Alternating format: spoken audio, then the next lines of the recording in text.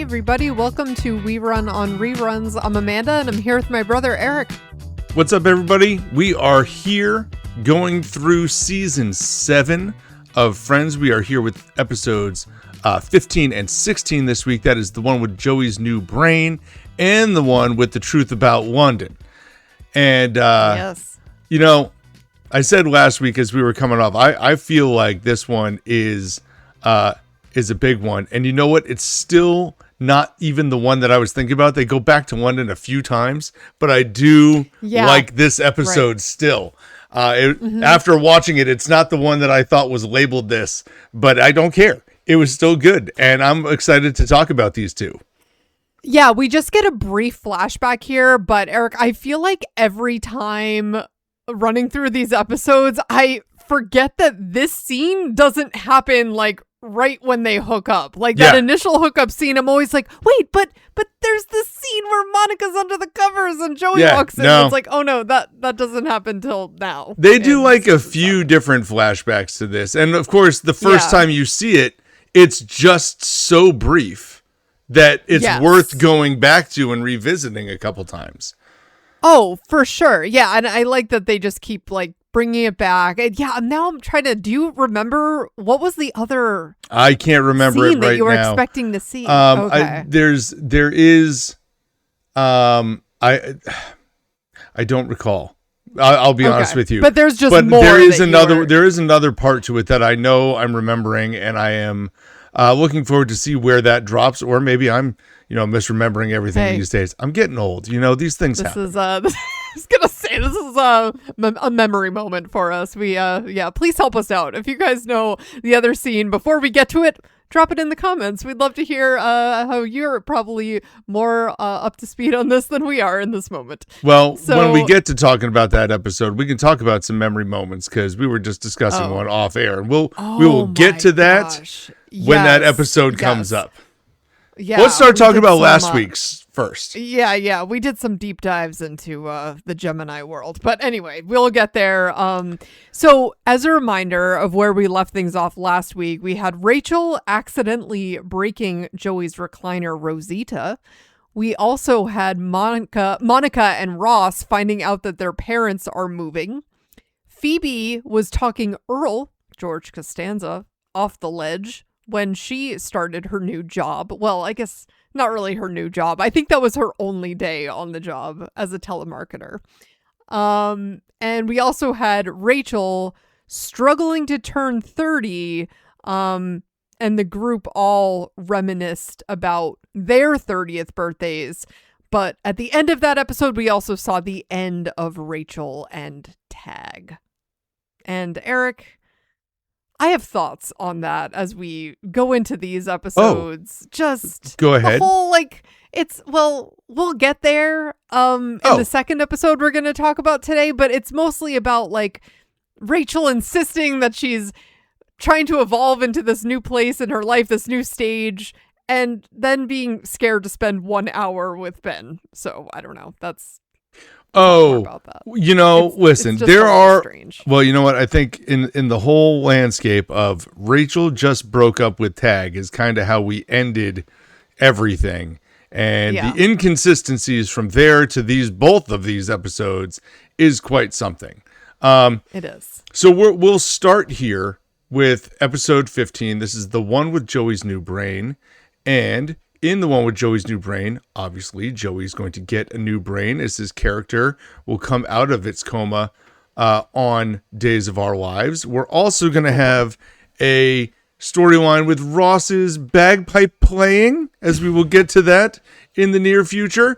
But we're going to start here with the inconsistencies of one Miss Rachel Green, where we have a battle over a phone that's been left at Central Perk as Rachel and Phoebe both see this cute gentleman leave their phone behind and decide to have a battle over who gets the phone, who gets to call and be the hero and save the day and possibly take the guy out on a date, only to find out when the phone is actually returned, that guy was merely the assistant for this much older gentleman who arrives at the door to take one of the ladies out. Okay. Speaking of inconsistencies for Rachel, I love how Phoebe is the one who's arguing, listen, I should be the one who gets to make the phone call. It's been forever since I've been on a date. And Rachel is like, well, it's been like so long since I've been on a date. And it's like, wait a second. And even Phoebe brings up, didn't you just break up with Tag? Yeah. Well, she even didn't says, think like, I could love like, again until now or whatever. It's like, it was okay, like 2 come on. weeks. Yeah, she does confess. It was like 2 weeks before. But I did also find it weird, though, that I feel like Phoebe was encouraging her to go after this guy, but then was like, oh, actually, just kidding. I want to take the phone and like sweep in there and, I don't know, use it myself, which the whole concept, I feel like this is the coma guy situation all over again. It is. It is almost a rewrite of the coma guy situation. It's bad. It's really, we've talked about Rachel chasing after these guys. It's just, it's funny. It's a little cringy. It's weird. I don't mind the chase in this scenario. First of all, the guy doesn't know it, so it's not as painfully obvious. In it. Yeah. It's more of a battle between Rachel and Phoebe, which is genuinely funny. And I love that Rachel creeps her way to the phone, is able to pick up the phone, and then Phoebe can slap it out of her hand and like, aha, too cocky. Right. Like showing that Phoebe will outsmart you.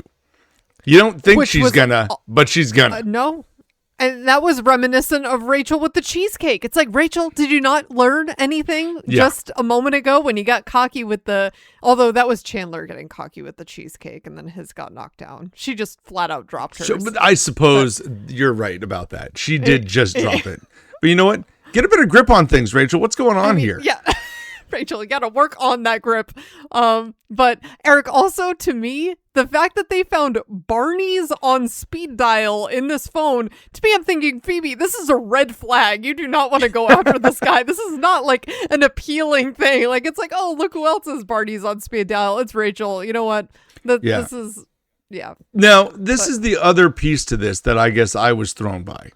Okay? Mm-hmm. And you tell me, I've been out of the dating scene for a long time. And obviously Friends was written before I was even in it. So, the idea that Rachel would say, hey, listen, I can't be with Tag anymore. I have to buckle down and be serious about this and really find the right guy. Uh-huh. And then go for guy who happened to leave his phone at the coffee shop. Well, Eric, she told the perfect love story. The guy was going to call his cell phone looking to see who had it, and then they were going to fall in love. Yes, obviously. I heard the love story. Yes. I just feel like that's not the move. This is kind of like when Joey is, witnessing Monica and Chandler and being like, oh, look, I really want that closeness too. And so he decides to instead go hit on all his existing friends. And that's not the right move either, that you should go and befriend somebody and then maybe see how things go. I feel like that's the path that Rachel should be taking here. That's the advice that she gave him. Listen. She gave him that advice. Yes, and it's true. She definitely gave him that advice. Right. And so in this scenario, she's not going and trying to find somebody to befriend. She's just looking for another Tag. Looking for an older version of Tag. What's tough, Rachel has admitted she really does not know how to ask out any guys. She's never been the one to ask out the guy. They've just come to her. And Monica's like, okay, great. We know that, Rachel. But so I think that this idea of just something falling into her lap and it just happening to her is really how Rachel foresees this going down. The odds of this phone ringing and them just falling in love. Yeah, I think that I can see that, but this is not happening to her. This is her making it happen. Well, she wants to. Well, okay, yes, that is true. But although she cannot make the phone ring, also I think someone calling their phone, maybe that was a thing that someone would have done at this point in history. Hey, I'll call my phone and just see who answers, and hopefully I'll go pick it up. I don't know. guess I it's not think the worst idea. Well, okay, so I would say that if one of my kids, because they now have cell phones, if one of them left it behind somewhere, and one of my first moves would be to call it. I mean, I've got it like tracked on Life 360.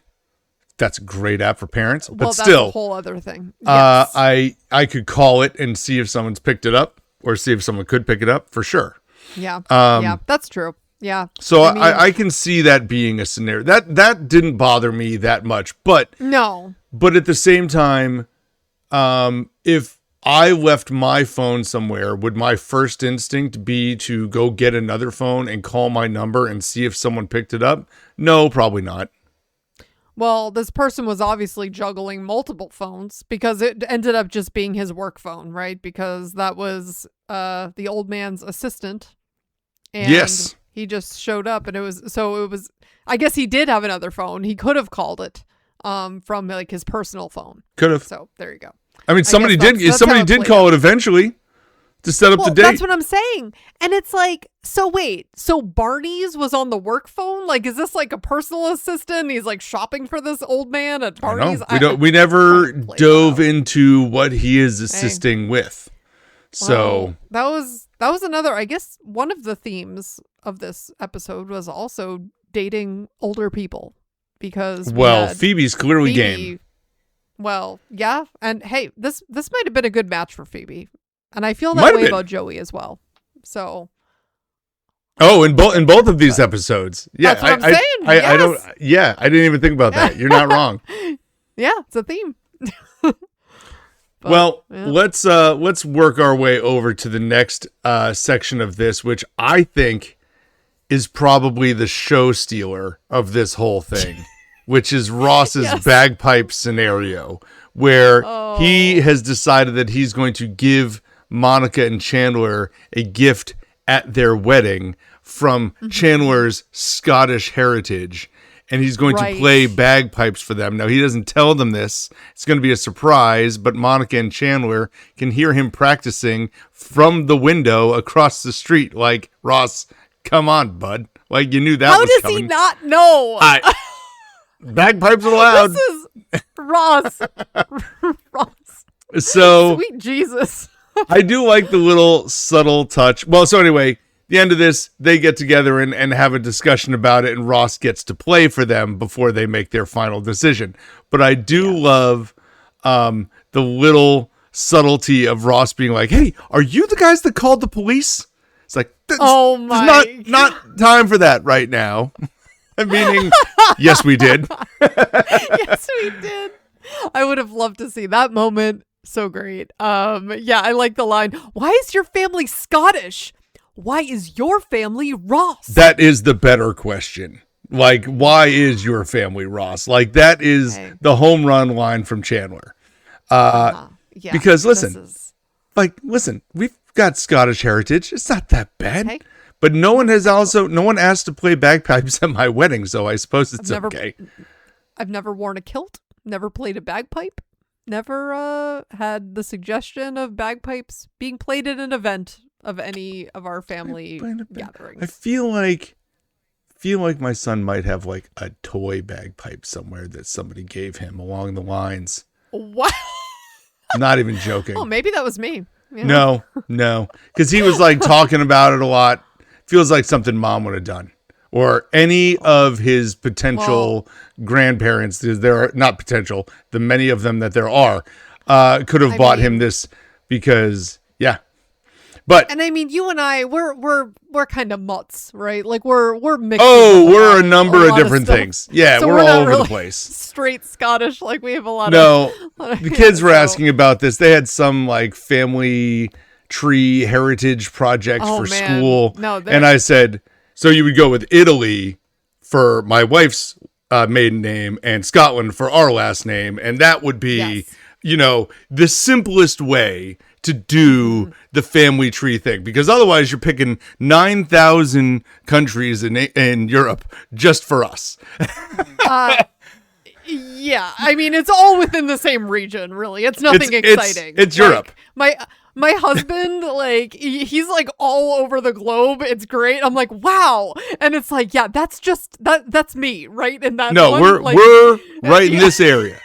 Yeah. It's all, yeah, it's a very Very Anglo-Saxon. It is what it is. But listen, yeah. let's get back to this. I mean, the whole storyline about Ross and the bagpipes, whatever. The scene at the end where he gets to play the bagpipes, I laugh more watching Jennifer Aniston try to not laugh. Yes. Because she is breaking through this Phoebe whole singing. thing, and it's so good. Oh, Phoebe getting involved. It's too much. So good. Well, it made me realize that we haven't had a good Phoebe song moment in a while, right? That's what's been missing from this season too. Where is Phoebe playing her guitar? It hasn't happened all season. It's very weird. I don't know. No, I don't think it has. This has been, I always said season 7 was like a go-to season for me because it just felt like the area. It's definitely not. But I will say, this is the season of Joey. Joey's killing it. Eric, you're right about that. Joey's killing it every episode. He is catching all the good lines. He is the guy. And I saw someone's post on Reddit somewhere about Joey recently that was like, it just took me till the millionth time watching all this to realize how much Joey is like the guy that's everybody's go-to guy. And I said, in my head, the way they were wording it, it's like, well, he is everyone's wingman. Whether it comes to helping Chandler or later giving up Rachel for Ross, or helping Phoebe find Mike, or helping get Monica and Chandler he is the guy that helps all of them. Point blank, no questions asked. And he's also delivering on the comedy. He's killing it this year. The earlier stuff where they try to make him just seem so dumb, it's not as funny as it is now. He's definitely evolving past that for sure. And you're right. I mean, he's working on becoming the officiant in the next episode for Monica and Chandler's wedding. And then we also have, he ends up walking Phoebe down the aisle. He's he's the cornerstone. He really is like the wingman. That is a great way of putting it. He's the wingman for all of them. A lot of people. Wait, was that you or someone else? No, that they called it something else. I'm calling it the wing. Hey, I'm repurposing it. I'm crediting the Reddit post for being there and coming up with this thought process, and then I am taking it and evolving it to wingman status because to me that makes the most sense. That's the better way to phrase it. I think it makes sense. But how many times we've talked about, or not just we, but I feel like the community in general of friends, people have talked about Monica being like the backbone or the glue that holds the group together. I'm starting to question whether or not it's Joey. Well, they all have listen, the reason why Friends works is because they all kind of have a little bit of the glue, right? They're all... you really can't cut out any of these characters and have as successful of a show, and that's why it was so awesome, right? So because they each, but Monica, I think it's because she was always the hostess, right? And she's always the house that they all go to, and so I think that. But both Monica and Joey, you could make the argument. You could. And I think depending on the season, you see one more than the other, We talk about How I Met Your Mother a lot on here. I think How I Met Your Mother steered into it with Ted's relationship with Robin, where it became like everybody's too close together. That's why you can't find another person. Because you're still too close with the exes. And so when you say everybody's the glue, they're all tight. You can't cut anyone out, which means you also have a hard time putting somebody in. And so 100%. We've seen that as Ross, Rachel, Joey, and Phoebe have not found somebody else, and Chandler and Monica have stuck within the group. Yeah. It's not, you're not bringing in that extra person. It's hard to bring those people in. And How I Met Your Mother addresses it a little bit more directly than Friends did. And Phoebe's really the only one in the end that breaks the mold. And that kind of also works for her character. But she's the one who really, like... And I'm glad she did, by the way. What a great choice. Oh, I know. I can't wait for that. I can't. He really... Because it just makes sense. Like, it would be really hard for that role to have been taken on by really... I don't know. It just took the right character, because it could have felt very unnatural or just like forced, I feel like, with a lot of people. I don't know. David could have worked too. I feel like that could have been really cool as well. But Mike, we'll get there. We're not there yet, but I'm definitely excited for those episodes for sure. Any other notes about the bagpipes? Oh, listen, I just love that moment at the end with Phoebe, just as you already said, but I have to say it again. I mean, it's so funny. It is, and both of these episodes, Eric, actually end on amazing notes, no pun intended there with the bagpipe, but true. This episode and the next one, and the next one, really good really endings, good really endings. good endings. Love the next one. Yeah, because the bagpipes closes this out, and it might be like the loudest laugh you get in the entire episode. Like, it's a good way to close it. Yes. But here we do go into Joey's brain transplant, where Dr. Drake Ramoray is finally being brought out of his coma as he is getting a brain from Jessica Lockhart, who is played by Susan Sarandon.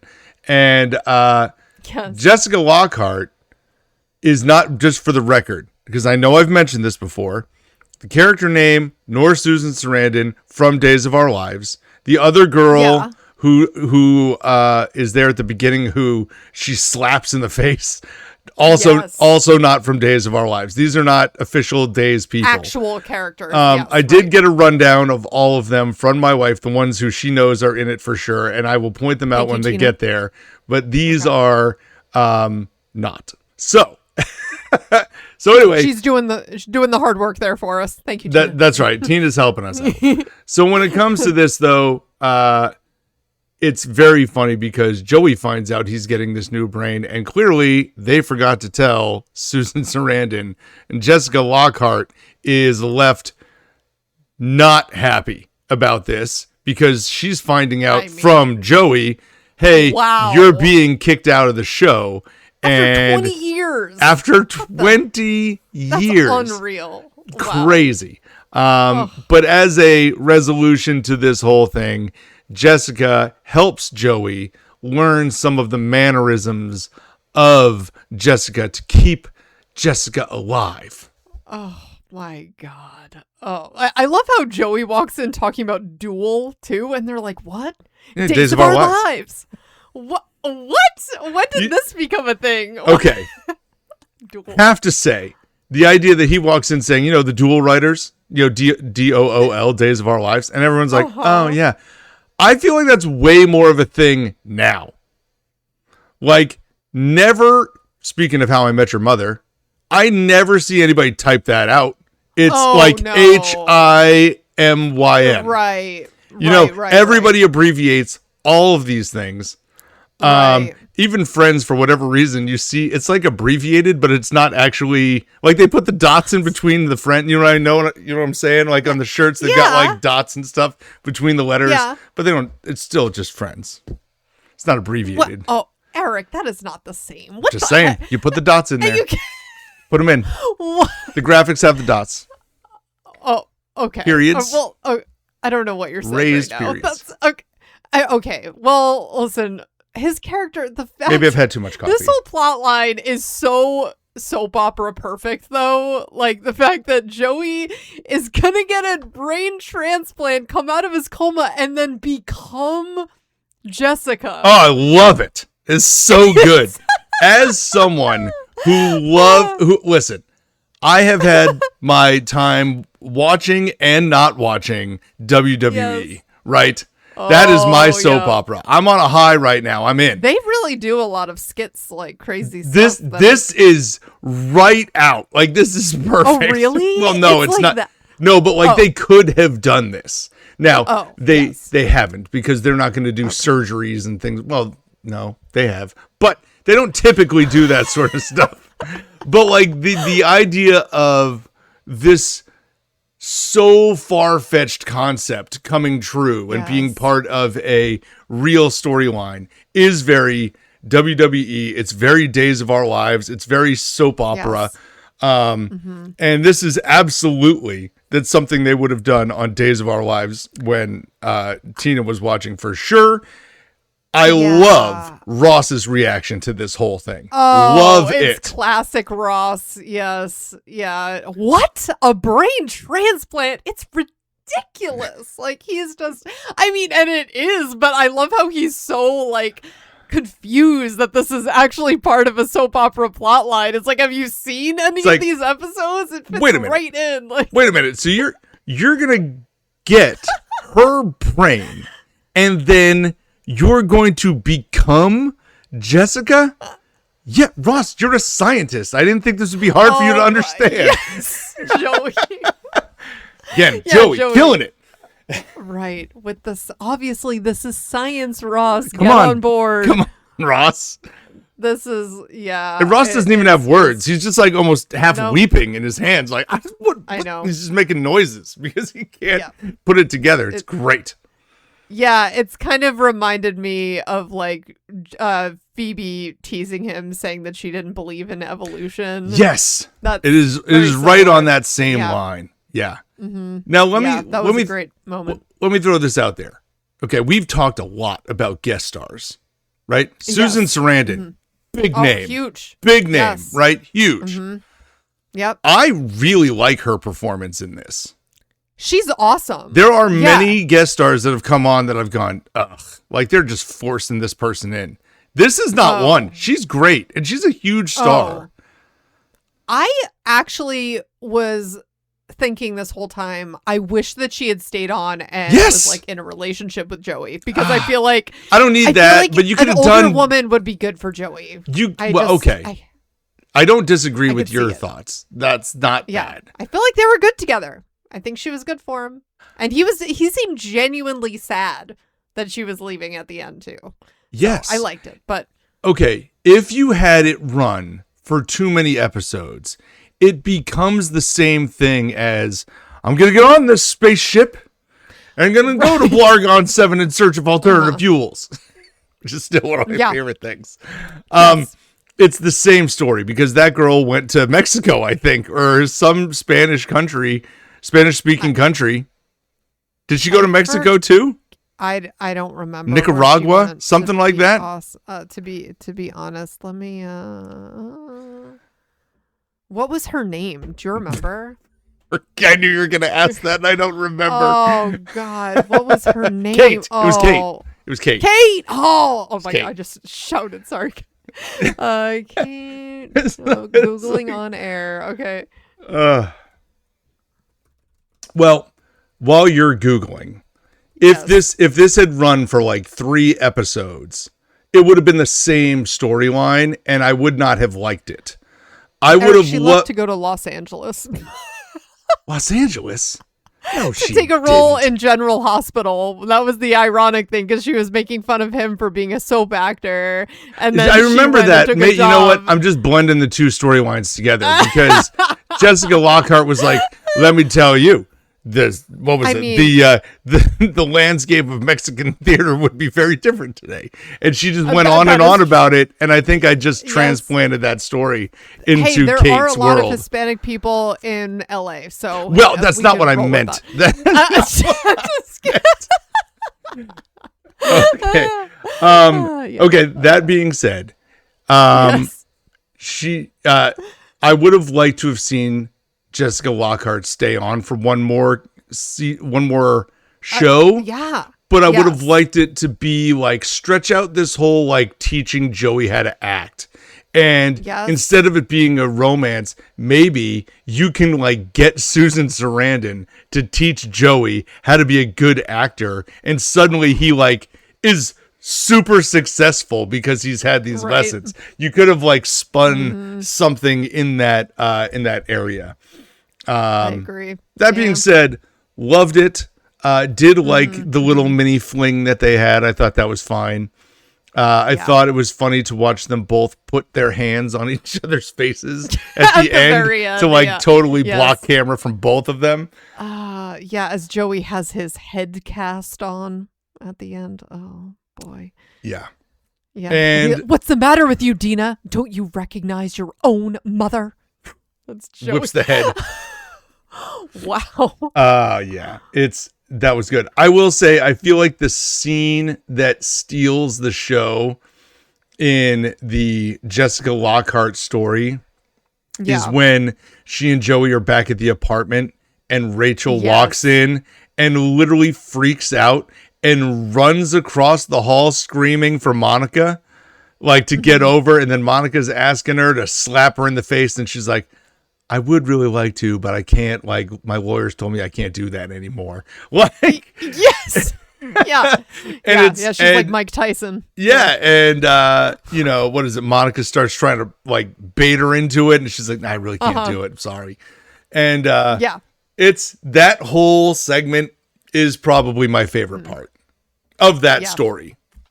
I like it. Yeah. No, she's such an excellent actor. I don't remember, honestly, the last thing I've seen her in. I mean, it's been a while, but she's just so good. So I know she's been in a ton of things. The one thing that I remember her for, I don't know if it's going to be the thing that everybody remembers her for, because it shouldn't be, probably. But it was a great movie. I loved it. It was Bull Durham. It was a baseball movie. Oh, okay. And it was her and Kevin Costner and guy from Shawshank Redemption, Tim. Oh my God, that was from 1988. Yeah. I know. Tim Robbins? No, Tim. Oh, what's his name? Tim. Oh, I think that is Tim Robbins. Am I right? Guy from Shawshank Redemption too. Tim Robbins, Tim Robbins. Okay. Oh my God, I almost said Tim Meadows. Because then the two of them, Tim Robbins and Susan Sarandon, ended up being married for a while. Yeah. Well, I thought they were like together but never married. You know what? Wasn't you might be right. Whole deal? They were together for a while. Let me put the asterisk. I'm not exactly sure if they were married or not. Like, listen, Hollywood couples.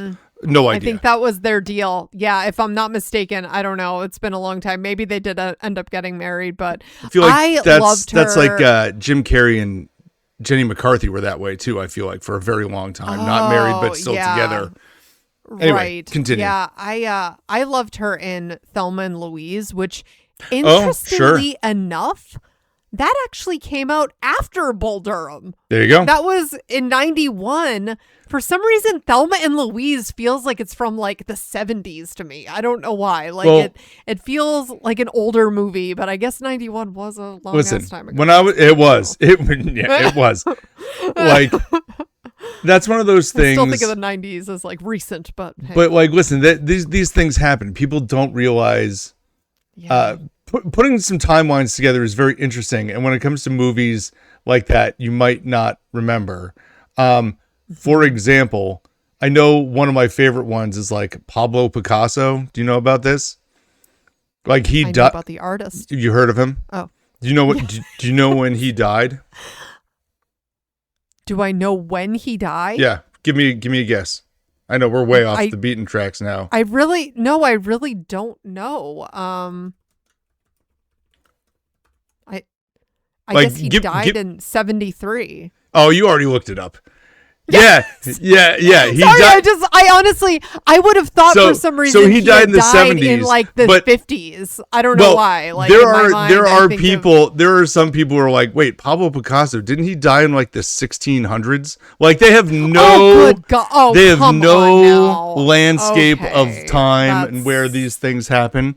So, that's not cool. It's wild. So when you're talking about movies like this, it's like, oh wow, Thelma and Louise, I thought that was like forever ago. Like, it's tough sometimes to put these timelines together because you swear you saw the one thing, but it was actually something else first. Yeah. Anyway, Bull Durham was great. Go watch it. I actually saw a couple of Pablo Picasso's pieces in DC recently, and that was really, really cool. Did you need a time machine to go back to the 1500s to see it? Okay. I'm just asking. People say these things. I must say, My final comment though on Susan Sarandon movies, if you're looking for another good one, The Client. That was a great book and also great movie. Okay. There you go. We'll Susan Sarandon moment. Susan Sarandon movie recommendations here all of a sudden. That's right. Hey, it's a good one. It is. It is a good one. It is a good one. Not gonna lie. It's been a minute since I've seen it, but it was definitely good. Oh, you know what's sad? Like nowadays, just a little rant here. We've been doing nothing but little rants. We're not even anywhere near friends right now. But I hate how on streaming now you can tell that someone has passed away because there'll be like 30 movies like with them featured in it just on the front page. And I'm like, wait, what happened to this person? I'm like, it's like every single thing that they ever put out. You can tell, but okay. The algorithm has kicked in. People have started searching for somebody, and all of a sudden, this is what you need to see now. Yeah, for sure. Yeah. Okay. Yeah. Okay. Well, let's tie a bow on this and move on to the next one. Sounds good.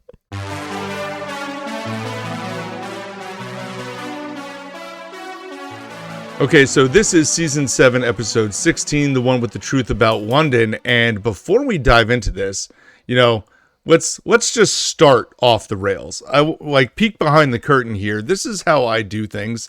I always watch the shows. I'm taking notes either on my phone or on Google Docs and just kind of typing in like the things that I want to bring up as we go through the podcast. And then I type out a little summary that I want to say as we talk about each of the different storylines. And today, I realized that I hadn't quite typed out my summaries yet the way I wanted to. So as I was typing them out, I said, you know what? Let me just quick fact check this instead of going on Netflix and going back through. Not Netflix, HBO. That's where I've got it. Fast forwarding through the episode real quick, I decided, hey, let me just use Gemini real quick. Give me a quick rundown. Oh, teacher. I know. Teacher. Listen, but I'm reading it. It's going through everything. I'm like, yep, got that. And then I get to the end for the third storyline here today, and it says Phoebe's headache medicine. And I said, okay, ChatGPT or Gemini, this is why I don't listen to you, because this is not right. Mm-hmm. And it says, Phoebe is dealing with localized street tax headache and is hesitant to take Western medicine. The side effects. After finally giving in and taking some pills, she is horrified by the list of potential side effects on the bottle, including blurred vision and night terrors. The result, her paranoia about the side effects becomes more of a nuisance than the headache itself, leading her to an accidental truth-telling about Monica's night in London. And it's that end line that before we started recording, I read this to Amanda and I said, hey, did I miss something? Because this actually sounds right, but I don't remember this. And Amanda tracked it down. Well, at first I was like, okay, that did not happen because I also don't watch, I have not been watching on my old DVDs. So I'm watching the shorter versions and I'm like, that totally didn't happen. But why does that seem so familiar? So did a little bit more digging and because that was a cut scene and that actually explains a lot more about Phoebe's crazy behavior in this episode, because a lot of my notes on Phoebe in this episode was, why is she being such an ass? Phoebe is being off the rails and just totally sabotaging Monica in this episode for no apparent reason. And that story actually is, it explains a lot about Phoebe's behavior. It kind of made it seem wild otherwise. I guess they just explained it away by saying, it's Phoebe. Well, I think that's part of it. And they had to cut it down to 22 minutes. 22 minutes. And so listen, we have always largely 3 storylines. There's always 3. With very few circumstances that are one big group, but even in the big group, there's usually 3 things going on. Yes. Every now and then there's 4. We've seen that, and those always feel weird. But it's almost always consistently 3. And so this one, both Amanda and I were like, yeah, there's really only the two. Well, they straight up cut out the third one. So here it is. You heard what I said. But essentially, and this was on the. Go ahead. Yeah, sorry. No, I just want to credit the How You Doing Reddit thread, because that's where we found this. I guess the video of the cutscene. Let me just credit that thread a lot. Like, yeah, when I usually say I'm on Reddit, 90% of the time it's from that thread. That thread's great. The How You Doing? How you doing on Reddit? It's awesome. Yeah, for sure. So anyway, we're not really going to talk about that because that wasn't in the episode as we watched it. Well, but we do need to keep that context. I mean, there is some context that genuinely, and now I also have to go back and say, hey, Gemini, I guess you knew better than I did because you saw stuff that I didn't see. Gemini, we're questioning your validity there, but I guess, man, I really do not it is what it is. We'll move on. But so there's your synopsis on the Phoebe side of that storyline. But we are left with two other storylines. We're obviously left with the truth about Monica and Chandler. We will leave that towards the back half, but we will start here with cool Aunt Rachel, where Rachel is now babysitting Ben for the first time, and she's going to start teaching him a bunch of practical jokes to get him to like her a little bit more, only for both Ross and Carol to fall victim to this, only for Ross and Ben to team up on an ultimate practical joke at the end. And there's debate about that, but what do you want to jump to with this storyline? I guess what I'll first say, because I already kind of started talking about this during our last episode, is that Rachel is just so scared to watch Ben for 1 hour, doesn't know what she's going to possibly do with this child for 1 hour. And I'm like, Rachel, did you just decide that you need to start, like, your whole dream is to settle down with someone, get serious, start a family? And that's like, I don't know. I feel like she's almost in that mindset because she feels like that's the direction she should be going, but isn't even really feeling it. It's very strange. No, and I guess this is a common thing that people experience, but I don't know. I'm gonna do my thing here. I'm gonna connect to How I Met Your Mother again. And say, like, listen, with Robin and holding babies and stuff like that. She did not want to do it. She dodged it, dodged it for episodes, right? I'll say this. I understand that. Okay. Yeah. Ben is like 7. He's not an infant. He was born in season 1. It's season 7. He's at least 6 or 7 years old. Maybe they want to age him up and make him 8 or 9. I don't know. I don't think he's that old, but he is actively up, moving around, talking. First of all, they've got the Good Ben cast in there now. Like, he's good. Yes. Apparently, he's very good. He was in the news recently. Did you see this? He was in what? He had tackled. Oh, now, okay, I know they're twins. I don't know which one, but there was a home invasion, and he tackled the guy and saved the day. I don't know all the details. Again, my wife was filling me in on some of these things, but apparently he was in the news recently for this. Wow. Yeah.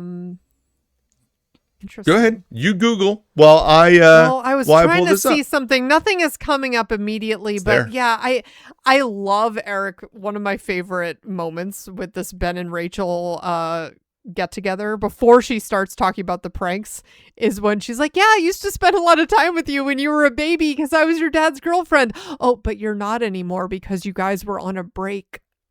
Yeah. Awesome. Ben knew about the break. What? You're not anymore because you were on a break. And it's like, Ben's in the know. And of course he is. Of course he is. You don't think Ross would get that taught in early? I would. For sure. Oh. What? He's got that locked in. Listen, this is the one person on this planet that you can convince you're right. Ross is still talking about this to the point where this is crazy. This is Ross. Oh man. No, it's so funny. I will say this. There is a long way in the prank like neighborhood to go from like pencil on a quarter down your face to saran wrap on the toilet. That was a leap. That was a huge leap. That's a huge leap. That is great. I do really enjoy the fact that Rachel does not tell Ross about the pencil line down his face when he came over, because she assumed that's what he was there to tell her about. And no, it was the saran wrap on the toilet seat. Oh man. And he switched the salt for the sugar. When she goes over to try and then like convince Ben to stop doing pranks. And Carol's like, hey, can I get you a cup of coffee? You want sugar? She's like, yeah, hold on. Do I want sugar? And he just shakes his head. No, I'll just take cream. Thank you. Like, you've converted Ben to this evil child immediately. I mean, my goodness. Yeah, he kind of became a little punk overnight. Like, wow, Ben, you were just waiting for Aunt Rachel to show you some tricks. But to be fair, Rachel makes a good point. He's an only child. Like, all these things are things that kids in elementary school learn at some juncture. Like, this is not atypical. And if you don't have siblings, maybe you don't learn these things as quickly. So, yeah, I don't have any problem with what Rachel did. I think, listen, Ross, if you want her to babysit, you're going to have to be okay with what gets conveyed by the babysitter. Yeah, but listen, my favorite moment of this whole episode is the very end when he walks in. He has the sign on that says poop on his back. So Rachel is like, oh, I gotta tell him. So she takes the sign. But this was all set up just so that she would call them out on their prank and that they could pull the ultimate prank on her. So Ben goes running out of the apartment.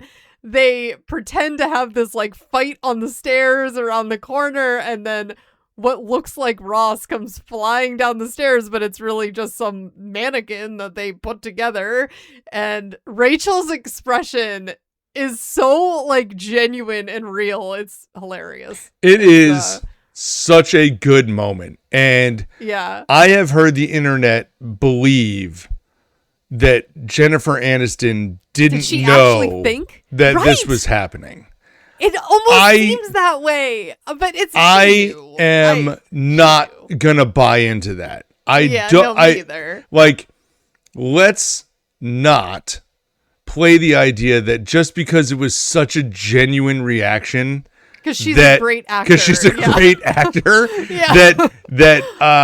that she didn't know, and they kept that from her. I don't believe that they would do that. Like, this scene is too scripted and staged out for her to not know.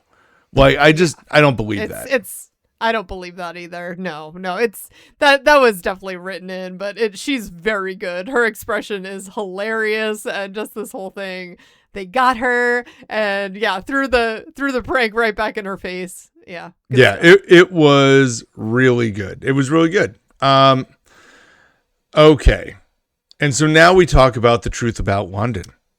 And this is where, despite apparently suffering from her headache with the medicine, Phoebe inadvertently blurts out that Monica was looking for Joey in London. Yeah. And this is also after Chandler and Monica have agreed to let Joey be the minister for the wedding. So Joey is practicing his lines where they are having and holding and giving and receiving or sharing. I don't know. They're all in there somewhere. I might have messed that up somewhere. But they're all doing that. And meanwhile, Joey's the guy that apparently Monica was meant to go find, and Chandler takes offense to that. Yeah. Okay. Hold on. I did jot this down because this is hilarious. And I actually saw someone use this at their own wedding. I have also seen that, and it is amazing. Have you seen that video? Yes. It's great. It And is a I'm love so mad. based on. Oh, go ahead. Yes. Well, no, finish. What were No, you gonna I'm say? so mad that I didn't do that at my wedding. I just was like, Oh, I'm right, like, yeah, man, right. like that would have been Hey. the best thing to do. If I Eric, had just read that, Tina would renew have your vows. lost her mind, like just laughing it's- hysterically. It would have been worth Yeah, every yeah. minute. Oh, well. It is a love based on giving and receiving, as well as having and sharing. The love that they give and have is shared and received. And through this having and sharing and giving and receiving, we too can share and love and have and receive. And receive. Wow. I mean, oh my God. It's just, Such a awesome I don't even line. know what else to say about And then that. I Yeah, love how it's- Chandler's response to that is, can we call the spinner? Like, can we call the other guy? I'd rather have the other guy. Is it too late? And yeah. I mean, the good thing here is like they hope for, they can coach Joey into this, and like they can get him to say the things that they really want to have said. And Yeah. as he said, listen, he's an actor, so being able to stand in front of a crowd of people and deliver lines shouldn't be outside of his wheelhouse. That's smack dab in the middle of his wheelhouse. So, yeah. Don't So there's overthink that. it though, Joey. No. Don't overthink it. But now, But- but we do oh. get the flashback though of Yes. Monica looking for Joey. Well, and even in the flashback, I mean, she says it, but obviously it's not like they're watching the flashback with us. But she, in the flashback, when she goes into the room with Chandler, you know, she says, "Where's Joey?" You know, even to him, but Yeah. he's just like, oh, he's off like hooking up with someone, you know, Yeah. and doesn't really think anything of it. And then, yeah, he proceeds to tell her that she's the most beautiful woman in the room and she's the most beautiful woman in most rooms. And then she just sort of throws herself onto him and starts kissing him. And they realize, you know what? This actually doesn't feel weird. And it was just such a nice, genuine moment, even though Monica was a little drunk, but not drunk enough that That's the perfect she didn't amount. feel like he's taking advantage, right? It's a perfect amount. So it was, it was great getting that quick flashback and to see what happened, what went down. But Eric, I mean, Phoebe, after they come out of the flashback, Phoebe just saying, yeah, well, tell him who you originally wanted to hook up with that night. I'm Oh. like, Phoebe, without the context of the cutout scene with her apparently losing her mind on Hexadrone or whatever that medication was. I mean, that also seemed like BS, like some weird excuse for her to start blurting stuff out. No, but But you I had don't to, but like the idea was Phoebe's in an altered state. Because I was trying to think, I'm like, has she been drinking? Like, what is going on back there? Like, because we've seen her, kind of drunk. we've seen her do that where she's, drank alcohol and then shout stuff out for random reasons. Yes. We've seen this in Phoebe's character throughout the series. So Yes. this is what that True. felt like. And You're without right. all these scenes, you don't get the idea that Phoebe's in an altered state at this moment and No. isn't thinking clearly. So, She yeah, seemed like a terrible friend in these moments. it didn't instead. seem great. It didn't seem Yeah. great. I'm like, what is happening here? I don't know. But Chandler's reaction to, I don't know, Eric, I struggled a bit with Chandler being, I mean, yeah, maybe that was her fleeting thought in that moment, but it's not like she was pining for Joey. I mean, that just wasn't even a thing. So I don't know. Eric, what's your take here? Would On that be upset? Like, on Would that be- Chandler's reaction to finding out that Monica initially was looking for Joey. I think the reaction is fine because I think if you found out that the thing, like this is the moment in his life that has changed the Changed trajectory of everything. everything, and to find out that really you were the second plan, you were the backup plan, not the first plan, does sting.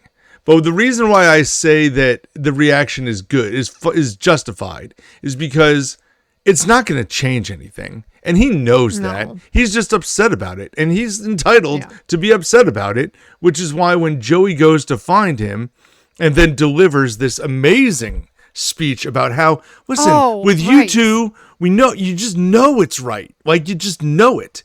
And Chandler immediately switches back to, well, that's what you should say at our wedding. Which means the wedding is not off. He's not leaving. No. He's just upset about this for a little bit. And because of that, also because he's also the one that brings it back around, I think it's totally fine. No, and I just think it's more sad, like really, really deeply sad than anything, because like he makes the comment, oh, you went to sleep with Batman, but you just got Robin. And it's like, wow, his self-esteem, like he really sees himself as being not the man that Joey is, you know? No, and well, that's... Yes. And well, this comes from somebody, don't forget, who has had a lot of commitment relationship issues. Yeah. Right? Chandler's had this throughout his entire existence. But aside from that, it's stated outright she was coming looking for someone else and then decided to switch gears. So I know, just the fact that he thinks that he's the Robin next to Joey, it was just like, oh, man. I don't think that he thinks, I don't know that he thinks that. I think there are plenty of times and plenty of different discussion points, more academic, where he realizes he's the Batman in the situation and Joey is not. Yeah. But when it comes to this, he's always going to think that way. And ultimately, in this circumstance, it feels like that is absolutely true. She was coming looking for one person and sided with the second plan. Like, oh, he's not here. I guess I'll just do this instead. Matthew Perry also had a really, really profound love of Batman. He had a lot of Batman gear and just paraphernalia. I don't know if that's the right word to use in that context, but yeah, he had a lot of just Batman stuff. Collectibles. Branded things. Collectibles. Thank you. That's so that just kind of stuck out to me in that line too, because I also just feel like, I don't know, to me, maybe I was just looking too deeply into that comment, but it just felt like almost this genuine comment from Matthew Perry, like how he felt. And because I know he spoke a lot about how he wished that he could almost grow in the same trajectory that Chandler Bing did, you know, and he was unable to have that in his real life and kind of living vicariously through Chandler. And so it just, I don't know, that just stuck with me, that comment, and how sad he got. It just seemed very real, you know. I think it did seem real. I think it was an accurate portrayal, but again, I also think the end of him being the one to kind of snap back around quickly, I think that is the reason why this doesn't feel as bad. Because even with all of this, he knows, well, but we're still getting married. You know? Yeah, because I think Joey said something like, you guys just fit. Like when people see you together, it just makes sense. And yeah, I love it. He's like, well, yeah, just say exactly that then. And he's like, wait, what? Like he already forgot. Well, I don't know exactly what it is, but it was about having and holding and sharing and receiving. Yeah. Yeah. Oh, God. They also had that moment, and I think this might be part of what I was also thinking of too, where Joey comes into the room when Monica is there. And like in the flashback, Joey comes through the door and has to borrow condoms.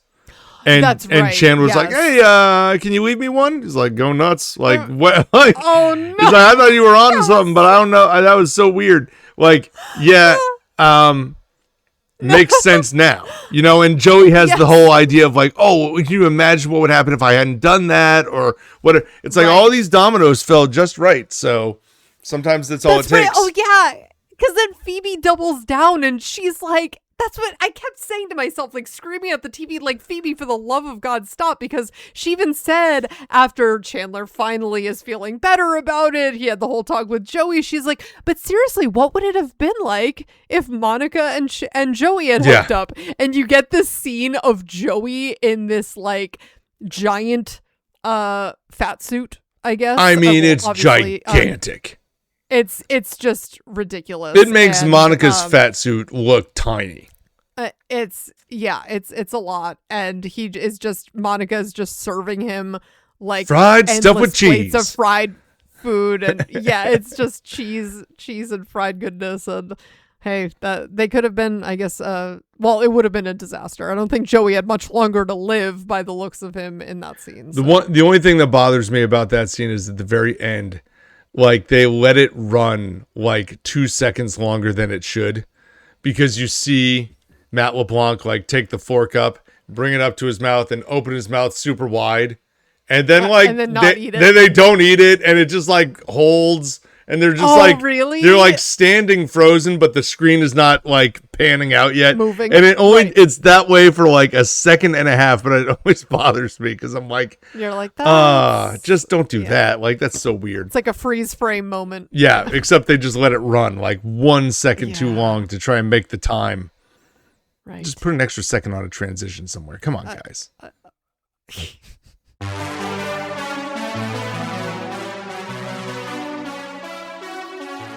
All right, well, now we're going to jump into our IMDb rating segment of the podcast, where we talk about our ratings on these episodes as we find them against your ratings on IMDb. I think I said that differently than I usually do, but that's okay. That's all right. We're also going to talk about our favorite and least favorite characters from each of these last 2 episodes. Amanda, I know I've kind of jumped the gun here a few times. I will let you go first on whatever you want to touch on here. Go for it. Okay. All right. Okay. Yeah. Let me do I will do my okay. I'm going to go with Phoebe as my least favorite character. And listen, I get it that the added scenes that were cut from the episode that we watched gave a lot more context. But we don't have that context. But we had to dig a little bit deeper for that, which I mean, I just hadn't done on first watch. So I'm going to leave it as I had with my 22-minute run through for the abridged episode that I guess I was watching. Her just blowing up Monica's spot about looking for Joey.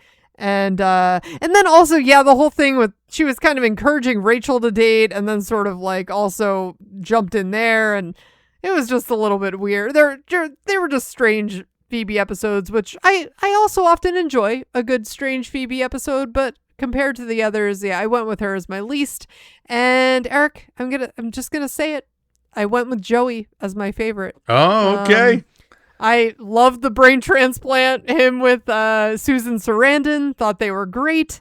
And also just the whole moment with, obviously the wedding speech, I think is hilarious and super memorable. Probably like really one of the standout moments of that episode. And just also him talking Chandler off the ledge there and just being a good friend to him. I just really like that. So I felt like, hey, we had those moments of him being, the wingman, as you called it earlier before. So yeah, I think that that's who I'm going with. How about you? So I will go with I'm gonna go with Rachel as my least favorite character. I guess, even not knowing all of these things about this Phoebe headache medicine, Phoebe didn't bother me that much. Like, I just kind of wrote it off as Phoebe being Phoebe. I'm not going to lie. So, like, it didn't seem that out of character for me to say, like, oh, you're just being so mean. It just kind of felt like she was being a little different, but not, it wasn't so notable. Wow. And plus, when I take that and stack it up next to the Phoebe Rachel fighting over the guy for the storyline, for the phone, I really liked Phoebe's argument a lot better. And I thought Rachel was kind of out of place with that. So, but in all honesty, it was going to be them two. It wasn't going to be Monica. It wasn't going to be Joey. It wasn't going to be Chandler. And Ross really had some great moments with the bagpipes and falling down the stairs. Like, he almost becomes my favorite character just for those two things. They're two big things. He doesn't. But so I'll stick with Rachel. So it's not Ross, which means I'm going to actually have my favorite character be Chandler.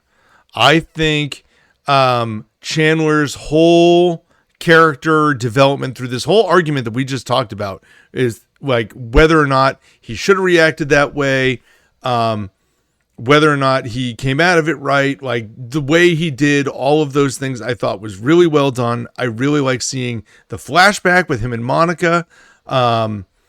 And then in the first episode, watching Monica and Chandler again, kind of as a team, try and figure out how to defeat the evil bagpipe player Ross. like, how do we get this guy out of here? Where Chandler is trying to take a nice tact, like, oh, I don't like anything that is part of my Scottish heritage, and Monica's just jumping to it, like, you can't play bagpipes at the wedding because we hate them. Yes. Like, there's something about Chandler's calmness to Monica's storm that I really enjoyed watching in these two episodes. They really are. They really, really, like, it works so well together. Don't get me wrong. Joey, he had some great moments. Loved every bit of it.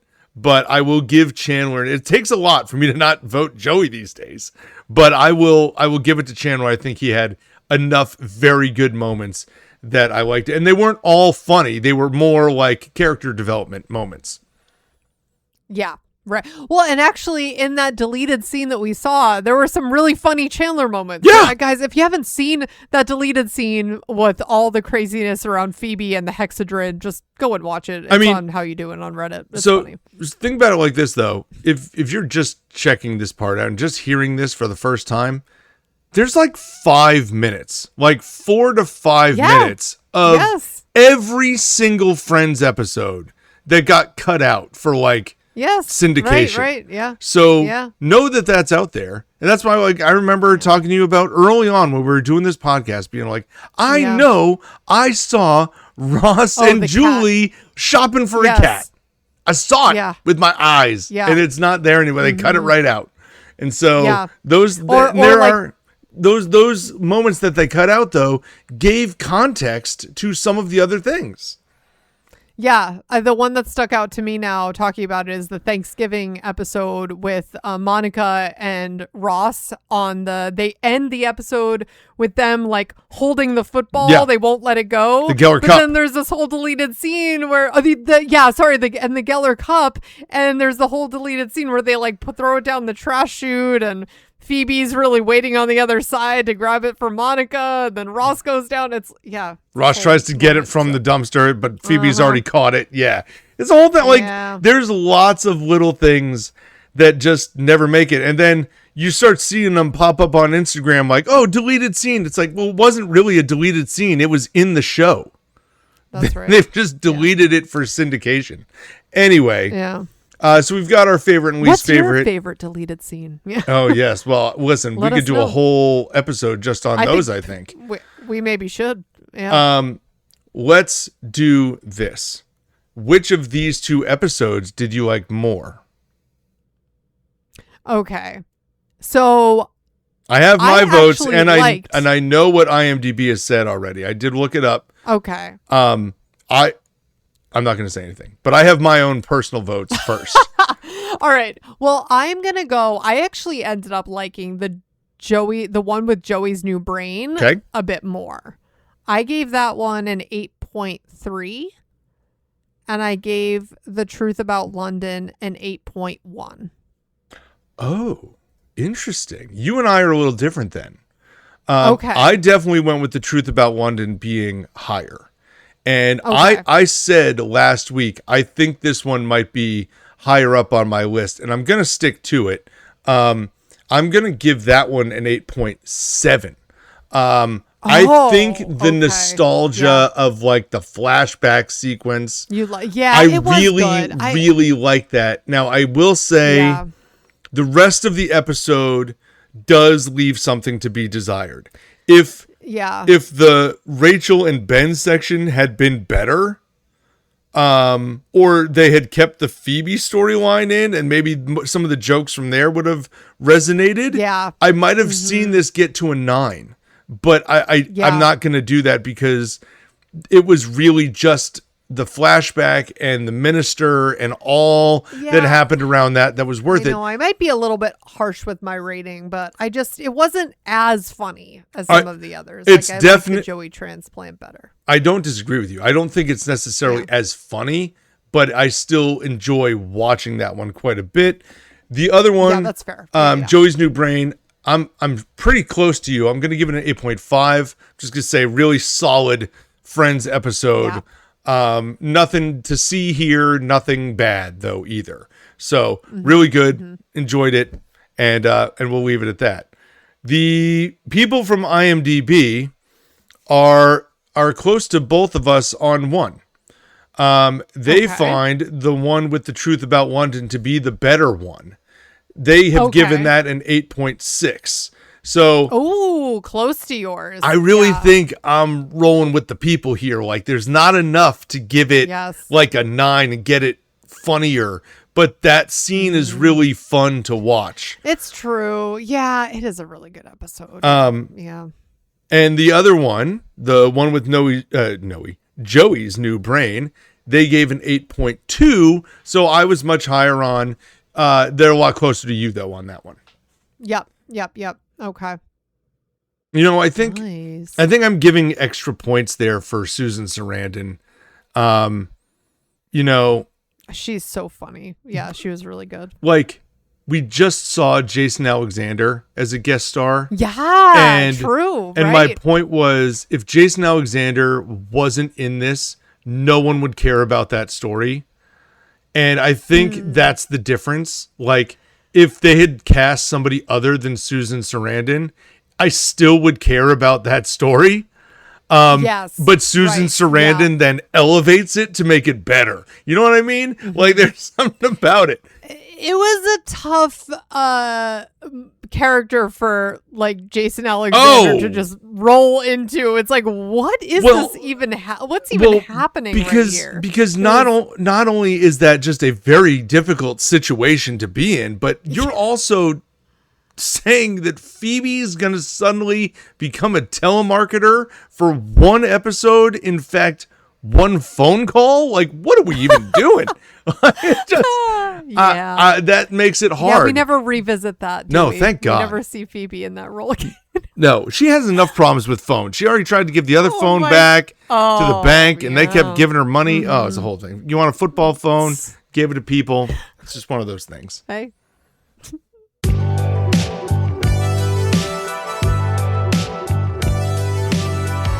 Before I read this outro that I have written on this handy dandy note card that I try to keep around, and never read it right every single time. I always mess it up a little bit. But we saw comments out there about suggestions for other shows we should do. So don't forget, like, Friends, we've only got a couple seasons left. Stranger Things is wrapping up. Like, let us know if you've got ideas for other shows that you'd like us to cover. We can certainly take a look at some of these because we've got some ideas, but nothing is set in stone yet. So let us know what you'd like us to do.